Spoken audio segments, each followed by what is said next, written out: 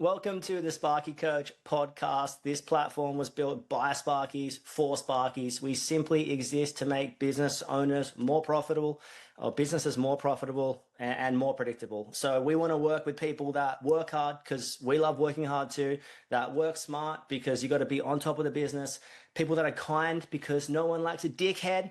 Am I right? People who want results because that's what we're here for, right? And people who want to be part of a like-minded community. So if you're interested in hearing more about the platform, please reach out and enjoy the podcast. Ooh, bet you're thinking she's so cool. Break on! Can't really sing it. Gracie Abrams, That's So True. Like it or don't like it, it's a great song. I've recently found out that she is J.J. Abrams' daughter, aka the Star Wars director, writer, maybe, whatever. All good. All good. This podcast is called That's So True. Another subtitle I had was Soon You'll Have a Mighty Hump, which is Mr. Burns to Bart. We'll get into that in a second. But talking today around two things. The big overall concept is how do you have the best 2026 yet makes zero sense because you actually haven't had a 2026 yet. How do you have the best year ever? How do you have an improved year? If you had a great year last year, how do you have an excellent year? If you had a good year last year, how do you have a good to great year this year? If you had an average year last year, then how do you improve? And it's so often, and you'll hear me on repeat on this, it's so often not the major things to change. It's not that one job that gets you 50% net profit. It's the incremental effect of little decisions that go a long way. It's setting aside time every single week to nail the non-negotiables. It's setting standards. If you don't have standards, you don't know what you stand for. And if you don't know what you stand for, you will fall for anything. So just like we're going through just 8 ways that you can have the best 2026 yet. So you can end up at the end of the year and be like, I'm so glad I'm really impressed that I invested into this. I did this and I got this. You don't want to wake up one morning going like, where am I? This is so bad. I don't want to name this person, but when we were young, I can't say this story. No, I won't. I won't say this story, but it's a bad story about one of my friends who woke up somewhere he shouldn't have been. DM me for the full conversation. Anyway, shout out to my mate that you won't even know about. Now I've got to move on in my head. All right, 2 things today. Own your mistakes and work with the right people. Own your mistakes and work with the right people. So own your mistakes. A lot of people are scared of making mistakes. And a huge reason people don't launch, failure to launch, shout out to Matthew McConaughey, not sure if he listens, but a huge reason people don't launch or they stay in their box is because they're scared to fail. And a huge reason people don't do jobs outside their comfort zone, and I'm a big believer, there's a comfort zone and then there's somewhere that's outside of that, and then there's somewhere that there's too far outside that. So you don't want to get too far out of your comfort zone, but you want to push yourself a little bit. But scared to fail can be a huge thing. I personally have always sort of struggled with a fear of success, and that might sound strange to you, but that's just what I battle with. But you might struggle with a fear of failure. And that's something that's never scared me. So I don't understand you and you don't understand me. But here we are. But you can only move forward from a place you're currently at. So you need to sort of understand yourself. But owning your mistakes. Don't be scared to make mistakes. Now, this is twofold, right? You need to own your mistakes and you need to work with the right people. So if you are working with the wrong people consistently, or working with the wrong product, or working with whatever, and it's consistently failing, then they're consistently making mistakes, doesn't matter how much you own up to negligence, it's still negligence. So if you've got that underperforming or average staff member and they are consistently late, or they're consistently, I forgot about that. Or I was going to say I ran a 4-core instead of an STI, but hey, we've all been there, right? We've all been there. Anyway, only my rough-in lords will really grasp the seriousness of that situation. So this is why it's so important to cut out before paint or even before setting. So if you've got any mistakes in the matrix, you can repair them. and just write patch. Just circle it with a pencil and just write patch. And just go CC, patchy, patchy, done, done. Anyway, I digress from own your mistakes. So basically, if you make too many mistakes, you can expect to lose a client. I think we'd all understand that. How many mistakes can you make before you lose a client? That's a bit of a rhetorical question. How many do you think? When you're driving right now, or you're in a roof space, or you're in your office, how many mistakes do you think you can make invoicing to the same client before something boils up and boils over? How many mistakes do you think you can make on site with the same client before something boils up and boils over? How many times can you send the same person that's consistently making mistakes out into your ecosystem and before something push comes to shove? And I think for most of us, you'd have to think, if you had to put a number on it, if someone was like, held a pair of pliers to your head and said, how many invoices can you send wrong before something, you'd probably say 3. 3 invoices wrong, and or 3 variations wrong, or 3 sort of quotes are really, really out. You probably relationship is headed onto the rocks at some point. 3 major mistakes for a client, you're probably lucky if you get 3. So the goal is to not make any mistakes, but mistakes are a part of life. And when they happen, what do you do?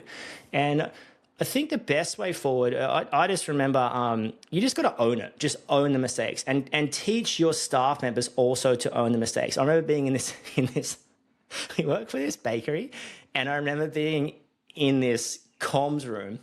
You know the comms room when the companies grow and the comms room is just way too small. It's like rack upon rack upon rack, and then someone's run this over here, and someone's band-aided this over here, and someone's done this. There's a whole bunch of stuff on the ground, and then there's like a vacuum cleaner in there. Then there's a couple of monitors, and one's upside down, and it's just like, wow, this room is absolute carnage. Absolute carnage. I've never seen anything like it. I remember going into this room and being like, we'll try and pretty it up. And I remember at the time, this client had maybe 300 to 350 staff. Anyway, so I come out of this comms room, which is way too small. And you might not be able to pick it up on camera, but my shoulders are very broad. I'm a very strong man. Anyway, I come out of this room to this guy I've really only met once or twice. He was the new CEO. And I've been working there for about a decade at that point. And anyway, I come out and he's like, our phone systems are down. And I was like, gah. And so I've somehow bumped something, taken down the phone system, like for 300 staff, right? 350 staff. They take all their orders. No one can call out. No one can call in. It's just out. Now the guy's like, he goes, can you introduce me to your boss so I can have a word to him? And I was like, this is really embarrassing, but I am the boss. There's no hierarchy to go to. I'm the top of the pyramid scheme. Anyway, so my friend who was, and this is a client who'd become my friend, and I think you're always on a trajectory. Clients should, if they're on a pathway to become your friend, I would challenge why you're working with them. Good clients should become your friends. Like if you're breaking bread with people, doing business with them, and both parties are winning, and you're good to deal with, and they're good to deal with, how would they not end up your friend? And I think the safest place for me to work is around friends and family, as long as they value what I'm doing. But my theory is they've got to pay someone. I'm good at my job. I'm excellent to deal with. Not perfect, but I'm pretty good. I'm doing my best. Let's team up. Let's collaborative effort. You give me some money, I'll give you some downloads. I'll give you some whatever, as long as it's PG. Anyway, we digress. And I remember I was just like, man, I am the boss. And anyway, so the operations manager who'd been there for as long as I had, longer, he comes up and he's like, Crowy, what have you done? And I'm like, I don't know, I bumped something. I'm so sorry. I don't know what to say. I'm just really embarrassed, and I don't know what to say. Anyway, so long story short, the situation got resolved within 90 minutes to 2 hours because we had to get the phone guy to come out and reset the matrix, and he was hacking the mainframe. Whatever those guys do, maybe he can fill you in on what he was doing. But he comes out and does it, And I remember just being so embarrassed. And I went back up and I'm so sorry. Like, that's not a typical mistake we made. And they're like, no, it's cool. It's cool. We know you. We've worked with you for long enough to know this is a rare occurrence, and all good. Play on, continue on. And I just think when you make a mistake, your initial reaction, depending on your upbringing and depending on how you view mistakes, might be to blame. Oh, that's because of this. Oh, that's because your room wasn't clean. Oh, that's because there was a vacuum right in the way and it wasn't a Dyson, it was some other brand from Audi. Yeah. And your initial reaction is normally to blame or get in defense mode. And this is interesting to talk about. But if someone's attacking you, the most, and that's, let's say, the CEO guy, right, coming to me going like, where's your boss? He's like going at me. And if someone's attacking you, your initial reaction is usually to defend. Oh, no, you don't understand. I've been working here for 10 years. I know your boss. Like, your initial reaction is to, and you can reference that to a sporting team. When someone's attacking, someone is defending. And when someone's attacking, you can either defend or you can go on a counterattack. Well, I saw those finger paintings you bring home and they suck. Like, you could, so you got a couple options, and I think you're always better off just playing the owning it option. You've got an option to defend. No, that's because the vacuum cleaner was in the way. You've got an option to counterattack, which is like, I've seen your office and it sucks. I've seen the work you do, it sucks. You suck. You've got that option. So you sort of distract and counterattack. Or you've got the like, yeah, it's stuffed up. I'm so sorry. And I think you're always better off owning up. Now, how do you deal with a difficult client? Because if someone's going at you, what do you do in that situation? Because, it's not necessarily the best to attack. It's not necessarily the best, defend. It's not necessarily the best to counterattack. It's not necessarily the best just to be like, I'm sorry, baby, I didn't mean that. They're excellent finger paintings, right? It's not necessarily the best just to lie down and just surrender. So if you've genuinely stuffed up, it's very, very important that you own up. If there was something that the client could have done, if someone's coming at you on another realm and you're like, yeah, I'm so sorry, I can recognize the fault, because the client's not always right, but they always deserve the right to be heard. People aren't always right, but they always deserve the right to be heard. So I can be like, I fully hear what you're saying. It's very important to listen and be like, I hear what you're saying. And if you can listen from a point of curiosity that's not just like trying to defend or counterattack, you go, okay, sweet, I can definitely see what we could have done better. Hey, also, here's my side of the story. So sometimes you've got to listen and communicate. If you've genuinely made a mistake, I was stuffed up, and then be like, oh, hey, this is the rhyme or reason to how it happened.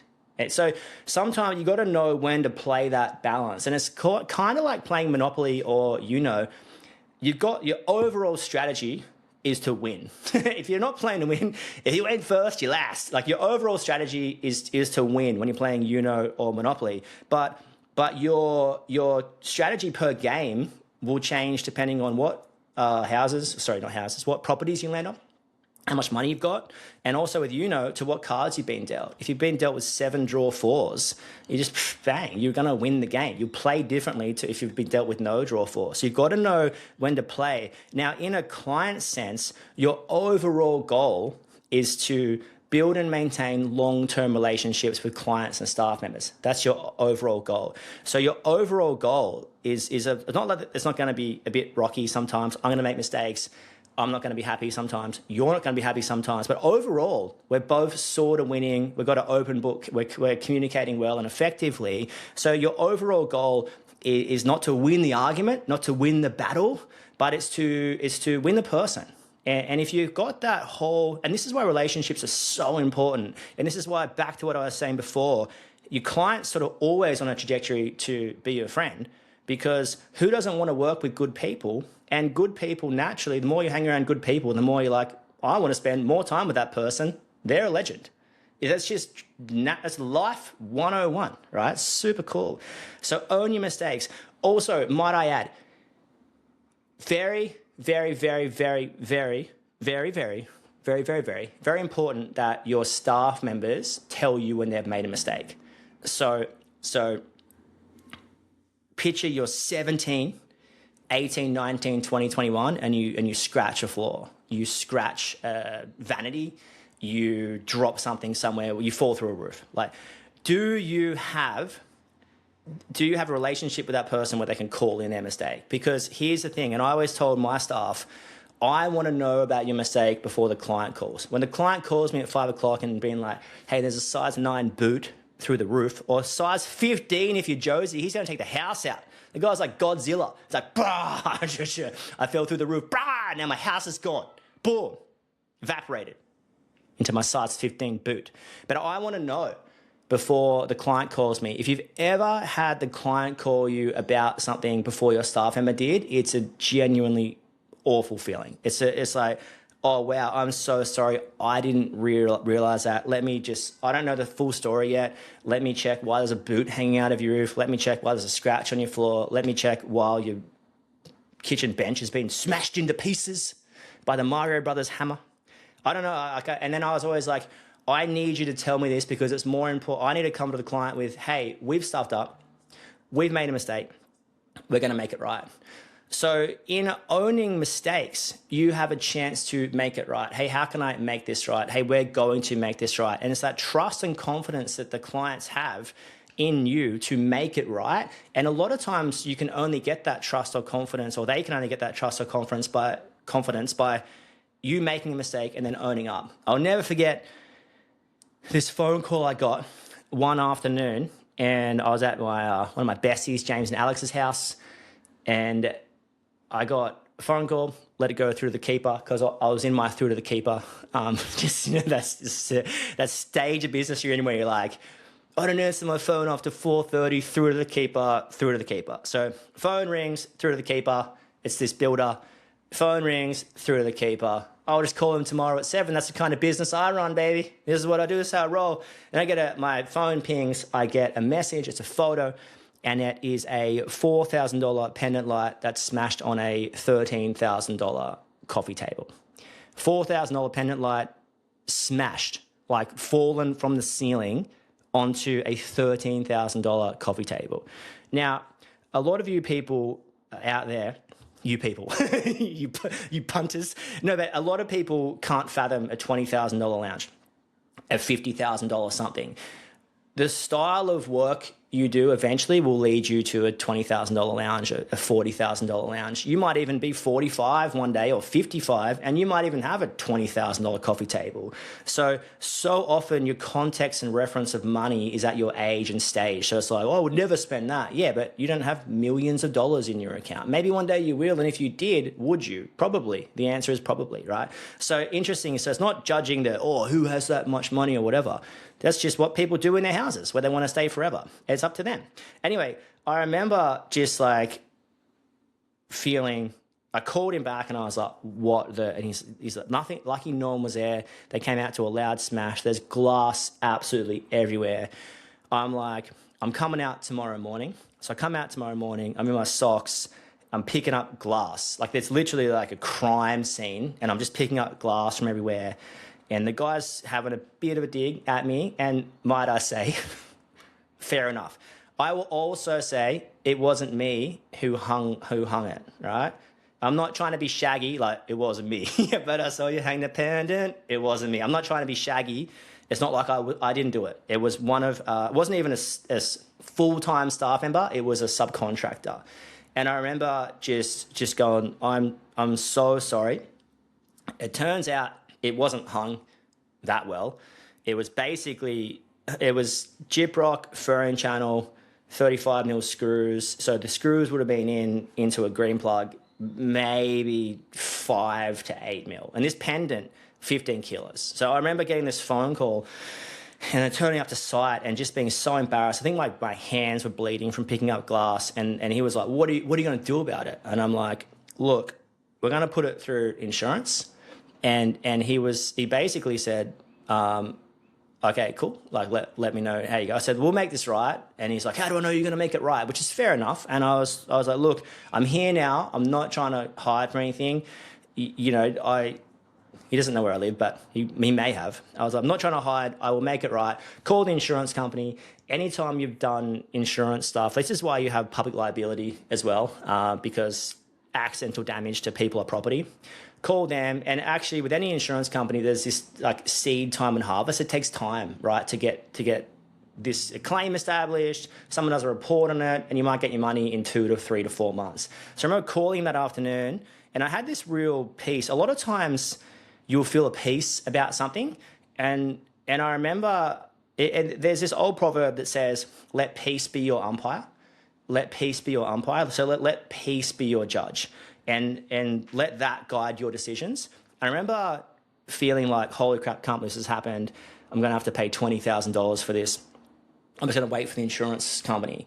And then whether it was trade, God, sorcery, or whatever, I just remember in my heart, in my gut, in my mind, just going, I'm going to pay for it, make it right. I'm going to buy them both now, the coffee table and the pendant, and then I'm going to wait to get the money from the insurance company. It just was a peace I had personally about that. So I basically called up, I called the client back and I said, hey, the insurance company, I've lodged a claim. It's going to come out in the wash in the future. Can you just tell me the brand and what it is? I'm going to order it today. And I could just feel him go, thank you. He's like, thank you. Anyway, so long story short, paid for that. The insurance company ended up paying out way down the track. It actually went through the subcontractors insurance because they were a company, such an important vibe to employ a company. That's probably another podcast in itself, but like you got to make sure these people you employ are companies for insurance reasons, for liability reasons, for superannuation reasons, for all of the above reasons. You've really got to dial that in. It's not good enough not to know. And I remember eventually going back and I was like, I'm going to physically hang this pendant. So I got did it properly. Dynabolts, just how it should have been done the first time, made it right. He was super stoked. Long story short, we managed to keep that client. We kept that client because I owned the mistake and took responsibility. And he would be one of our raving fans now. Raving fans. So how do you go from smashed pendant to coffee table explosion to raving client? It doesn't seem like it's together, right? But what clients really want from you, they want to know you'll own up to your mistakes, that you'll make something right, because there's trust there. What we've built here is not a transaction. We've had a transaction. Now we've built trust. He's like, if these guys make a mistake, they will make it right. And that's the kind of company that you want to work with and work for and work in and around. So super cool. So own your mistakes. Cannot stress enough how important it is to make sure your staff members, first and foremost, know how to take precautions against making mistakes. And I've said this before, always a good idea if you're doing pendants over an island bench. This is the easiest example to explain. Go and get some drop sheets, put them down, go and get some form ply, put it on the top of the island bench, hang it. Yes, it's going to be more expensive, but no one's risking dropping something on the bench and smashing a $5,000 island bench. Now, too often people do jobs for $500, $1,000, $2,000, $3,000, and there's a potential risk of a $10,000 liability on cracking something, breaking something, damaging something. So it's so incredibly important, wherever you're at, take precaution. It's sort of the same thing as communication. You want to be making one additional phone call, not one less phone call. The same thing with safety. You want to be making sure, yes, 100% that circuit's locked out. I've double checked it rather than one less check. You want to be having one extra job sheet rather than one less job sheet. You want to be testing everything properly. Do it properly. Do it excellent once the first time. But establish that culture of excellence.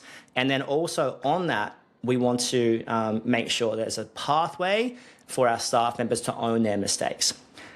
Sort of leads perfectly into my next point, which is Mr. Burns to Bart. So Homer and Bart are having their issues, right? This is The Simpsons.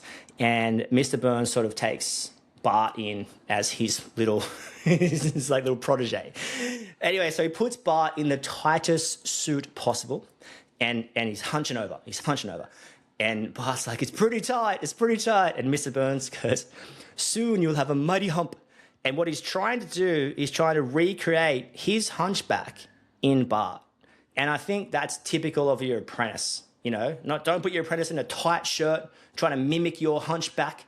what you're trying to do is you're trying to recreate yourself. Any apprentice coming through the ranks, especially if you're still on the tools, this is your chance. This is your time. This is where you get to share your intellectual property, how your company do things, where that manhole is, what the strategy is on this job, how to attack that job, how to look after that client, what this job means, how to send a variation, how to. They're learning everything from you. You're a weapon, so they're going to finish their day and think what you got through was normal. So you're creating this abnormal company because I know and you know what you get through in a day is not normal, it's abnormal because you're a weapon. And if other people, your first hires, can look at that and see this guy's a weapon, they're learning abnormal, thinking it's normal. They're learning hunchback, going like, that's where I want to be. The old rich guy with a hunchback. No, they're learning how you do things. So if you're still on the tools, who you hire is so important and how you work. But on top of that, just employ the best people in the industry. Work with the right clients and work with the right staff. Our goal is to hire, retain, attract, and create excellent staff members. We want to hire them excellently, great. We want to attract them to our company. We want to retain them and we want to create them. That's your job description. You can substitute clients and staff in that. You want to find clients, you want to retain clients. Like you want to retain excellent clients and find excellent clients. That's your job. Find excellent staff, retain excellent staff, train excellent staff. That's your sort of role as the top dog, the top of the pyramid scheme. That's your job description. That's maybe sending big quotes is in there as well, but you're building that culture. Who you work with defines how you work. How you work defines your culture. So how long can you send an average punter out doing the small jobs? You can make the biggest errors on the small jobs because someone, hey, you guys came around to fit some penalizers off. Yeah, they're not working. Hey, this is like insert issue here. What you're doing every time you make a mistake, you're losing trust. And when you lose trust, your relationship gets fractured.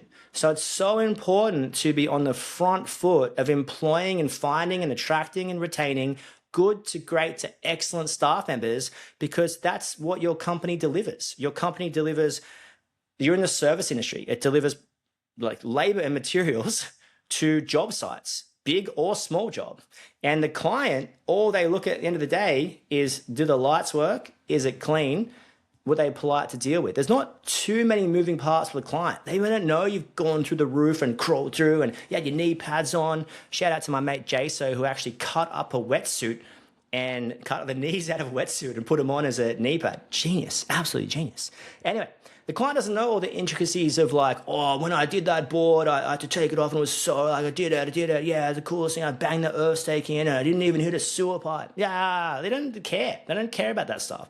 They want the job to be neat and tidy and they want it to work and they want you to be good to deal with. So if you miss the neat and tidy part, and make a mistake, a bad mistake consistently. If you miss the working part, hey, it doesn't actually work. Or if you miss hey, that guy was an absolute dickhead to deal with. If you miss one of those three parts, you're just frying your company's reputation on a fry pan, and then you're complaining the meat is gone when you cooked it. You cooked it. You had it yesterday. You made a mistake yesterday. There's no work today because of what we did 3 months ago. And it's the seed time and harvest of your reputation that makes such a difference. If you keep doing the right thing, you'll end up in the right spot. If you keep doing the wrong thing, you might not even notice at the start your train has derailed and it's a bit more turbulence. Oh yeah, it's a bit normal. We're running a business, yeah, a bit normal. You're gonna land in 6 to 9 to 12 months in terrain you're unfamiliar with, in a place and a space you never wanted to end up with, never wanted to end up here. But that was the trajectory of those small decisions along the way. Classic case example is if you fly out from Australia, this might actually be wrong, but like the analogy is pretty good. But I'm not a pilot, but if you flying from Australia to New Zealand, or let's say Sydney to New Zealand or Brisbane, and you're off by a degree, you miss the whole country. Now that might be factually incorrect, but you get the gist. Is if you're a little bit off, you can miss the whole point. If you're a little bit off, and you might not notice at the start, I'm flying in the general direction. It's going, it's going, it's gone. I've missed it. I've missed it. So what are we talking about here? Basically, we want to work with the best clients. We want to work with the best people, and we want to own our mistakes. Now, when there's too many mistakes from the same chef, the same person in delivery, we want to really, really, really look at that. If you're currently working with someone that's not the best person in the industry or not on their pathway to be, because don't forget, you're employing 4 people, right? We know what excellence is. Excellence is doing what you do well and doing it with an excellent attitude. Now, that's the person you want to work with. They're really, really skilled, sparky, and they're an absolute weapon to deal with. So they're excellent on tools and they're excellent human off tools. Perfect. That's the matchup we're looking for. Now, when you hire someone, they have a certain skill set and they have a certain, you might even say, personality. Now, both those things can change. Both those things can change. You can. When I say personality change, I'm not talking about schizophrenia. I'm talking about you can get better as a human. When I didn't know how to own my mistakes, then I learned. I didn't know how to take responsibility, then I learned. I didn't know how to speak well, and then I learned. A lot of things in humanity are a learnt skill. So you can learn a skill on the tools, and you can learn a skill as a person. And so what you're employing, you're employing the person's current skill set and the person's current human nature. That's not a band reference. That's just the best way I can put it.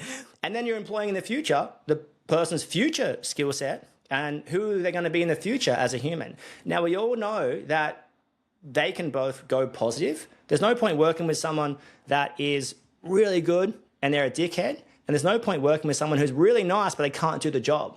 You want to work with someone who's kind and nice and gentle and caring and cares about your business, and who's a weapon on the tools, or who's pretty good on the tools. The larger the company, generally speaking, the more you can employ good to great to excellent. You always want to employ excellent, but the more you can employ good. Best example of holding on to good people might be, or even average people. I'm conscious of saying that. But like when someone's got to do a mundane task like drill 110 mil holes through here or pass up solar panels to roof. Now, that's not the long-term goal, but they might be filling a cup for a season. Huge.